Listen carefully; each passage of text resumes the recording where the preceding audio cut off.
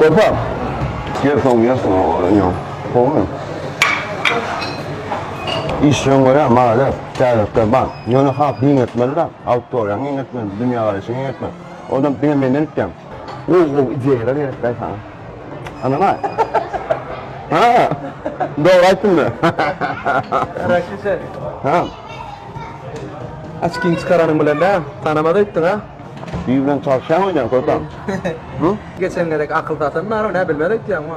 Значит, уже akıl ettim sana. Görüyorsun ben şuna tanıtmaca koyup açkın bu kayıttım. Ben onu tanıdım. Aklım tutuyorsun sen. Benim terlikler var. Düşünüyor musun? İzeyede kal. Ha? O izeye var yani. Tatlık izeye var.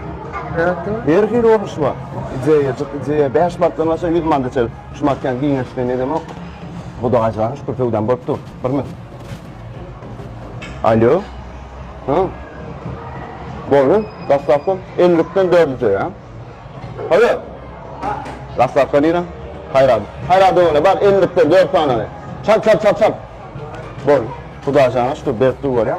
Köpem. Nesiben var karışmak. Bakanı koruya denemek ki. Tatlı çıkaran bakanı koruya. Tehlikeli. Örtme. Sana gerek var. İmin sana gerek var. Taşıyam. Hı? Sen geçen gerek saklan rahatlan var bilen mi? Hava. Sondan ben bir alan verdim mi? Hı. Oğlum var ha. Bununla golden eagle düşen böyle. Görüyor musun? Resultat. Sonuçta ben başka bir yüzüne başladım da. Seni yapıp askumalık koyuyor adam. Ya. Gerek. Al sen şu izle yani. Sana gerek var yani. Gerekmez adam kıyama okudu ağacına. Şükür eğittim ben altı diyadır böyle. Üstüm kazılır. Böyle yani. Böyle gel.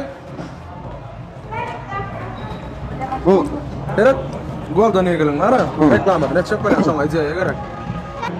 Rahatlı. Sen gol kılmadın nasıl sana? Birden pi vur sana öğren o. Tat pişten kopar sana. 100 mantığı ceyan sana 50 mantığı vereyim. 50 prates gibi. Böyle 48 mantığı. Öğren kılaysan öğren kıldarı sıfır. Ne böyle? Ne? Belirtmeler geçen gün belirtmeler. Hadi. Şu 50 lira. Öyle olanlar 48 lira verecek. 50 lira ceyan. Adana nesi versin. Doğru bakıyorum. Ne bu? Ne o karnı bakın. İzeye. Şu izleye mi? Ana mı dip yaptı? İyi de ya. Öyle mi? Ha, sen. Yok yüz. Nesi versin ya? Dine doğrulanma başar yani. Ben öğretim ben bir tepe bakıyor. Başka yerçiden mi?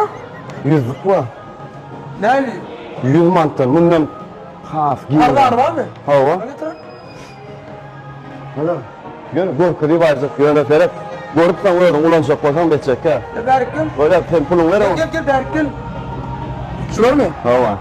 10 mantığı diye. 30 manatlar ha? Hop 100 mantığı. Buna 50 manat ha? Hava. Göre aynen şu lomo bereni iraktan kaydayın aynen. Şulardan sonra ciğer başlattım bana da. Hava. Ha. Benim rahat atacağım. Ne anlatacaksın? Adam satacağım.